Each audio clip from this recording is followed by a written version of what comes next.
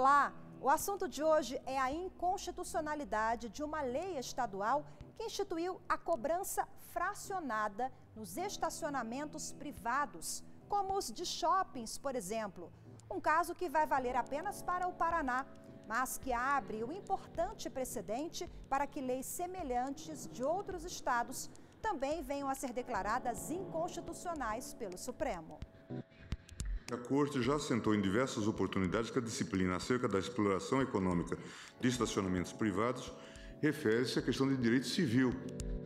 A lei aqui, ela não está voltada à limitação da propriedade, ela está voltada à defesa dos consumidores, para que eles não paguem mais estacionamento, ficando menos tempo.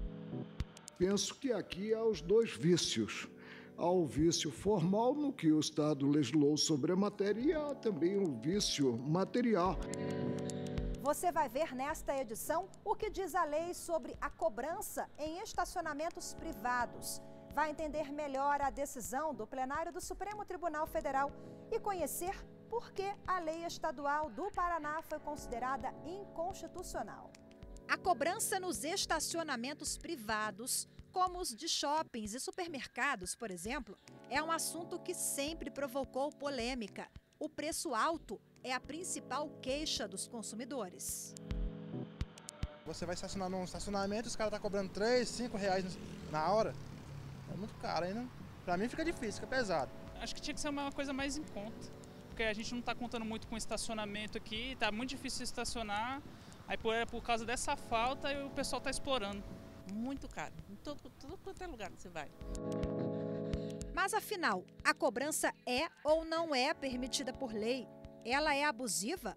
Olha, a cobrança, ela pode ser abusiva em raros momentos. Por exemplo, você tem um local onde só pode ter um estacionamento e só tem um e ele cobra o preço que ele quiser e às vezes chega a se tornar abusivo. Mas é como eu disse, o mercado se autorregula. Veja bem, se o estacionamento está cobrando R$20 para estacionar e ele tem muita capacidade de veículos, vai acontecer um determinado momento que as pessoas vão parar de usar aquele estacionamento e vão procurar outros meios de transporte para ir àquelas localidades ali. O Código de Defesa do Consumidor, nós temos que entender que ele é uma norma aberta, ele não trata de estacionamento, ele traz normas gerais e essas normas gerais elas vão ser compostas em cada caso concreto. Então, a principiologia do Código e as regras gerais que ele traz sobre prestação de serviço, sobre cláusulas contratuais abusivas e práticas comerciais também abusivas, elas orientam para algumas regrinhas básicas. A primeira é a transparência. O consumidor deve ter noção exata do que está contratando e como controlar o preço. O segundo diz respeito com uma transparência mais específica. É que a informação tem que ser clara e precisa. O que acontece nos estacionamentos é que o valor antigamente era de pequena monta, hoje você já paga ali R$20, R$30 no estacionamento, em alguns lugares até mais. E aí esse valor as pessoas simplesmente pagam sem saber se está havendo fracionamento ou não. A cobrança fracionada em estacionamentos e a interferência do Estado na iniciativa privada são dois pontos que provocam debates. Em várias regiões do país, estados e municípios vêm editando leis que regulamentam esse tipo de cobrança, a cobrança fracionada em estacionamentos privados. Mas as normas que envolvem direito constitucional e direito do consumidor, quando questionadas no Poder Judiciário, geralmente têm sido declaradas inconstitucionais. O advogado e diretor do Instituto Brasileiro de Política e Direito do Consumidor, Brasilcom, explica por que algumas normas são declaradas inconstitucionais. A competência constitucional para legislar sobre direito civil, direito privado, sobre as obrigações em geral, é da União. E ela não foi delegada para outros entes. Por exemplo, o Estado ou o município. Então nós temos essa competência que é exclusiva da União. Já em matéria de direito do consumidor e em matéria de competência estadual e municipal, alguns aspectos do serviço de estacionamento podem ser disciplinados por lei municipal e estadual, inclusive para fins de proteção e defesa do consumidor. Então, por exemplo, o Estado e ou o município, eles podem disciplinar, eles podem compor, dentro das obrigações do estacionamento, ele pode disciplinar questões acessórias, como o manobrista, a identificação do manobrista, por exemplo, os aspectos fiscais. Então é muito comum em matéria de estacionamento, como acontece no Distrito Federal, você ter legislação do município e do Estado, que no DF elas são conjugadas, né? O Distrito Federal é Estado e município. Você tem alguma legislação que disciplina o serviço de estacionamento, disciplina o manobrista e não invade a competência do Poder Federal. Este outro advogado que atua na área de direito regulatório aponta o que diz a Constituição Federal sobre o tema e avalia que a matéria implica na livre iniciativa e na livre concorrência das empresas. A Constituição ela traz princípios, né? E aí a gente tem que interpretar esses princípios sobre o caso concreto.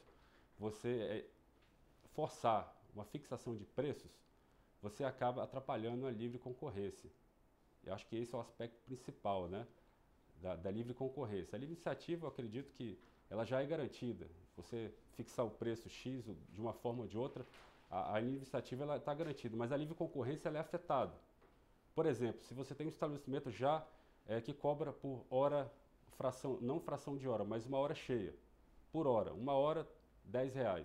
E aí o concorrente quer abrir o estacionamento do lado. Então ele vai ter uma oportunidade de agariar clientes cobrando por fração de hora. Então o mercado se autorregula.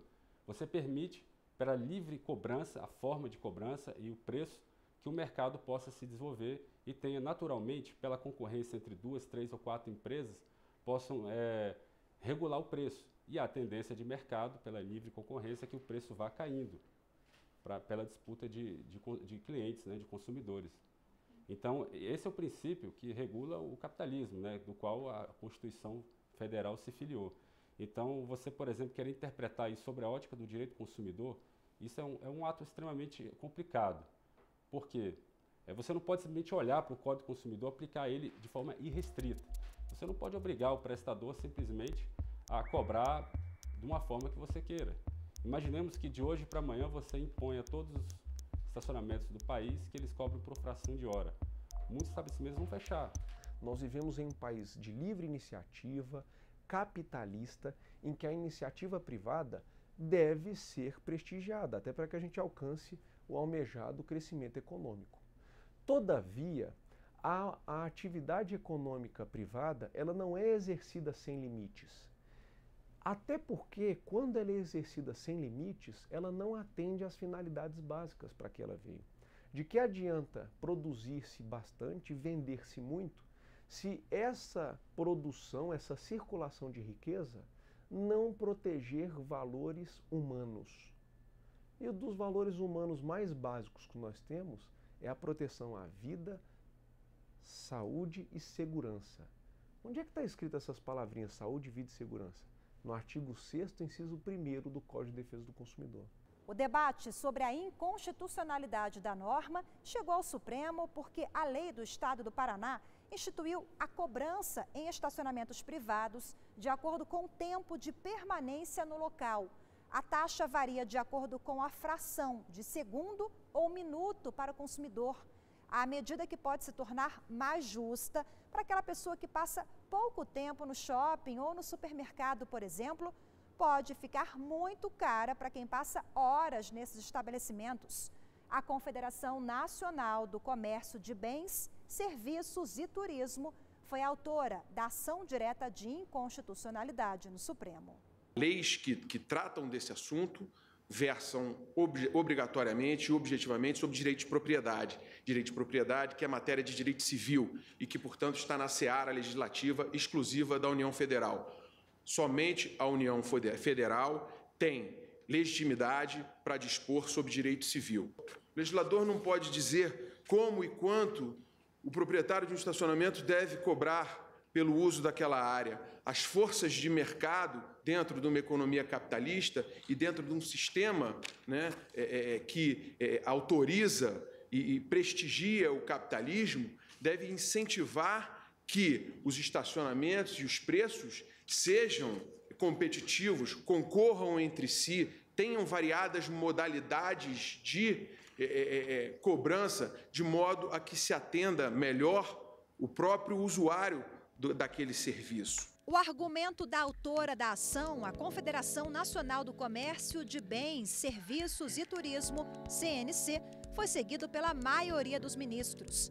Eles entenderam que não cabe ao poder público interferir na livre iniciativa dos empreendimentos e estabelecer como e quanto cobrar pelo serviço. O placar deste julgamento no plenário do Supremo terminou em 6-3. Daqui a pouco, no próximo bloco, você vai ver como votou cada ministro. Os detalhes já. Estamos de volta com o programa que apresenta hoje os detalhes da decisão em que o plenário declarou a inconstitucionalidade de uma lei do Estado do Paraná que estabelecia critérios para cobrança em estacionamentos privados. A decisão vale apenas para o caso concreto, mas abre um importante precedente para outros processos semelhantes que tramitam no tribunal. A ação direta de inconstitucionalidade foi ajuizada pela Confederação Nacional do Comércio de Bens, Serviços e Turismo, CNC, contra a Lei Estadual do Paraná, número 16.785. Essa lei regulamentava a cobrança fracionada por tempo de permanência do veículo nos estacionamentos privados. O julgamento, concluído no mês de agosto do ano passado, foi um dos últimos, conduzidos pelo então presidente do Supremo, ministro Ricardo Lewandowski. O relator foi o ministro Gilmar Mendes. Ao votar pela procedência da ação, ele citou precedentes do Supremo a respeito de leis sobre estacionamentos e avaliou que a oferta deve ser regulada pela concorrência entre as prestadoras de serviço. Quanto ao mérito, eu estou registrando que a Corte já assentou em diversas oportunidades que a disciplina acerca da exploração econômica de estacionamentos privados refere-se à questão de direito civil, sendo, portanto, competência privativa da União nos termos do artigo 22(1) da Constituição. Por isso, eu estou, então, nessa linha, mantendo o entendimento da jurisprudência, dizendo que há, sim, inequívoca violação, pelo menos ao artigo 22, inciso 1 da Constituição Federal, quanto à competência da União para legislar sobre direito civil, e por isso estou julgando procedente a apresentação direta para declarar a inconstitucionalidade do inteiro teor da Lei 16.785, de 11 de janeiro de 2011, do Estado do Paraná. Depois do voto do relator, o ministro Edson Fachin abriu a divergência. Ele avaliou que a Lei Estadual do Paraná é uma norma de direito do consumidor e, por isso, está incluída nas hipóteses de legislação concorrente entre União e o poder local. Entendo que a lei estadual constitui típica norma de proteção aos direitos do consumidor, sendo matéria inserida no âmbito de competência concorrente nos termos dos incisos 8º, 4º e 8º do artigo 24 da Constituição da República. E compreendo que a proteção do consumidor em sentido mais amplo está, como não poderia deixar de estar, em sintonia com a proteção à propriedade, à livre iniciativa e à ordem econômica, resguardando, precisamente por proteger o consumidor, o direito fundamental à propriedade e à sua função social no modelo de Estado que a Constituição brasileira incorporou. Durante este julgamento, os ministros falaram muito sobre a inconstitucionalidade formal e a material. Na inconstitucionalidade formal, é quando uma lei não obedece os critérios de competência para legislar sobre determinado assunto, por exemplo. Já na inconstitucionalidade material, é quando o conteúdo da lei afronta algum dispositivo da Constituição Federal. Aqui não se trata propriamente da proibição da cobrança de estacionamento, e sim do estabelecimento de alguns parâmetros. De modo que, na linha do que temos discutido, de flexibilizar um pouco o reconhecimento de competências estaduais, eu não me animaria a considerar a lei formalmente inconstitucional. Eu acho razoável o ponto de vista, aqui já bem professado pelo ministro Luiz Edson Fachin, de que esta pode ser considerada uma questão de consumo. Porém, eu tenho problemas quanto à lei do ponto de vista material, porque acho que ela estabelece um tipo de controle de preços que eu acho que claramente viola o princípio constitucional da livre iniciativa. Eu devo dizer a Vossa Excelência que, por convicção, entendo que, como regra geral, a intervenção do Estado na fixação de preços exclusivamente privados é uma categoria por si suspeita dentro de um regime de livre iniciativa. Quanto à inconstitucionalidade material, eu acompanho na íntegra as razões do ministro Luiz Roberto, ou seja, eu acompanho o ministro relator no sentido da procedência da ação direta de inconstitucionalidade, mas pelo fundamento da inconstitucionalidade material. A análise da norma, com base no artigo 170, como foi bem afirmado tanto na tribuna quanto nas peças que nos foram enviadas, e agora com as achegas dos votos dos eminentes ministros que me antecederam, me levam a considerar a inconstitucionalidade material exatamente porque teria sido ultrapassada a competência para intervenção do Estado, e do Estado aqui no sentido genérico, do Estado naquilo que já é entregue constitucionalmente à iniciativa dos particulares. Por isso, presidente, eu estou julgando procedente por inconstitucionalidade material e seguindo na conclusão o relator, em que pese não nos fundamentos. Penso que aqui há os dois vícios.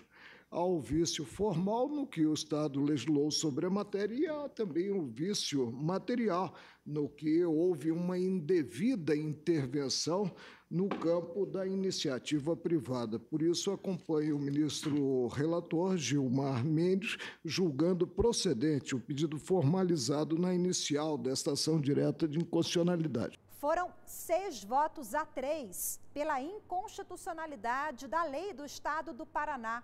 Os ministros Luiz Fux e Ricardo Lewandowski acompanharam a divergência aberta com o voto do ministro Edson Fachin. Os 3 votaram pela parcial procedência do pedido.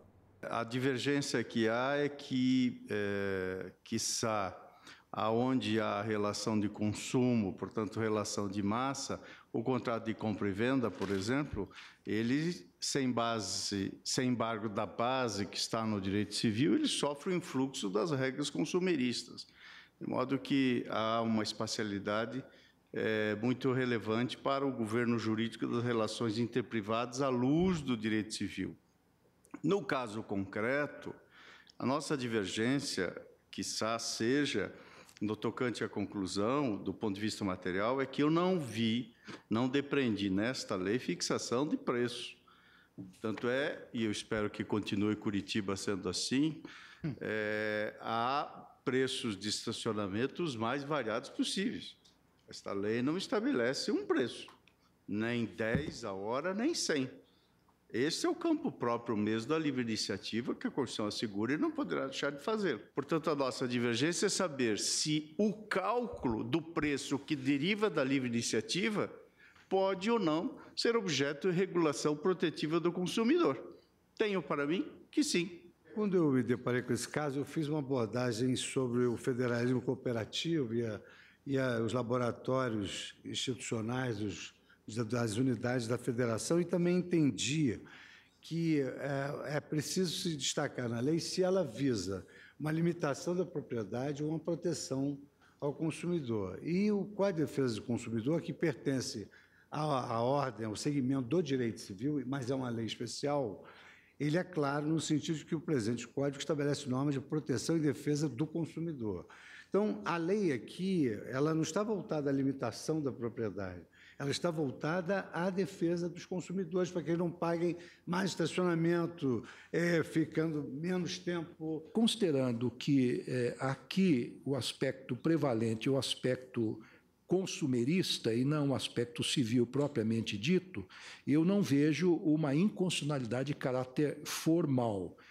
No entanto, é sensível às ponderações do ministro Luiz Roberto Barroso, eu entendo que há, sim, alguns aspectos que podem ser considerados materialmente inconstitucionais na medida em que se invade a seara da iniciativa privada.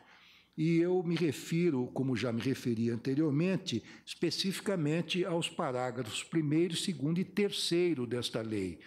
Não me parece que seja inconstitucional, exatamente porque aqui se pretende proteger o consumidor, o artigo 1º, que diz: fica assegurado aos consumidores, usuários de estacionamento de veículos localizados no âmbito do Estado do Paraná, a cobrança proporcional ao tempo de serviço efetivamente prestado para a guarda de veículo, devendo a proporcionalidade ser calculada de acordo com a fração de hora utilizada, sem prejuízo dos demais direitos em face aos prestadores do serviço. É uma norma claramente de direito do consumidor. E como a pauta desse julgamento foi a inconstitucionalidade de uma lei que previa a cobrança fracionada em estacionamentos privados, você vai saber mais sobre esse assunto no próximo bloco.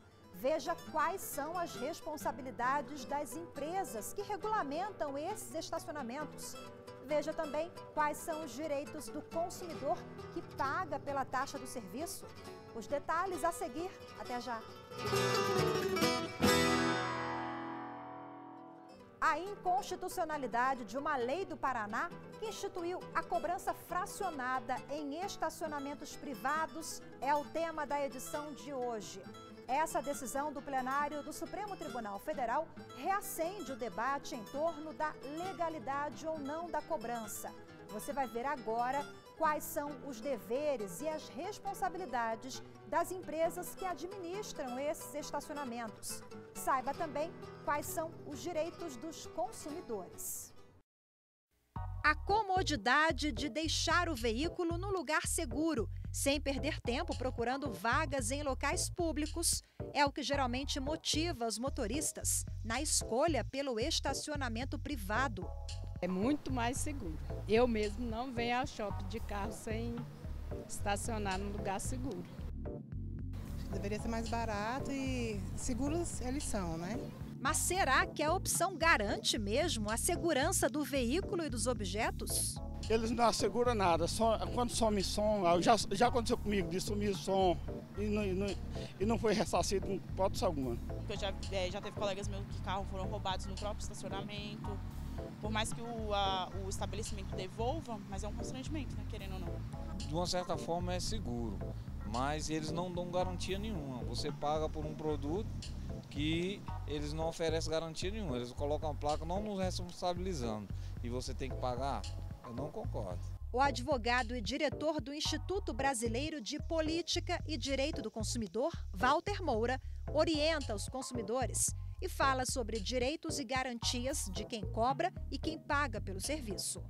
O que sucede às vezes no Brasil são furtos e colisões ocorridas dentro do estacionamento sem que o consumidor esteja na guarda, perto do carro.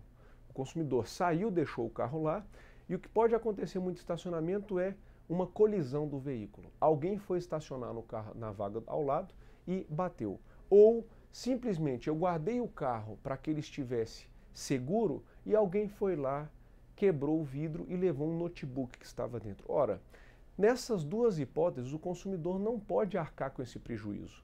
O que os prestadores de serviço de estacionamento fizeram, dentro do poderio econômico que se espera dos fornecedores, é trazerem contratos pré-elaborados, que na verdade são cartõezinhos ou ticketzinhos, dizendo, olha, nós não nos responsabilizamos por furtos, colisões ocorridas. Isso é simplesmente negar o próprio serviço, isso não pode acontecer. Daí porque quando se vai ao judiciário, ou quando se faz uma revisão dessas ocorrências à luz do Código de Defesa do Consumidor, a responsabilidade é integral do prestador de serviço, do fornecedor. É ele quem responde por furtos e avarias. Se você permitir que o fornecedor cobre por um serviço e que se acontecer algum risco, o consumidor é quem deva arcar, a gente está esvaziando esse contrato e está transformando essa obrigação do consumidor vai lá, deixa o dinheiro e ainda tem que pagar o prejuízo. Isso daí o código chama de onerosidade excessiva ou vantagem manifestamente excessiva. Isso é ilegal no Brasil, serve para diversos contratos, inclusive esse de estacionamento. O advogado explica que a matéria já está pacificada, mas as demandas, que se referem à responsabilidade dos prestadores de serviço, são recorrentes no Poder Judiciário, segundo ele, por resistência das empresas. A nossa jurisprudência, principalmente dos tribunais de justiça, e isso já chegou ao Superior Tribunal de Justiça, ela é farta em precedentes examinando a responsabilidade do prestador de serviço de estacionamento, e basta consultar na internet, no campo de jurisprudência ou do Tribunal Estadual ou do STJ, nós vamos encontrar vários precedentes. Eu não tenho aqui nenhum de cabeça, mas existe aí mais de centena, e no STJ e nos tribunais estaduais tem milhares de exemplos. Então é uma ocorrência que ocorre ocasionalmente e infelizmente chega no judiciário porque o fornecedor continua resistindo a fazer a cobertura contratual.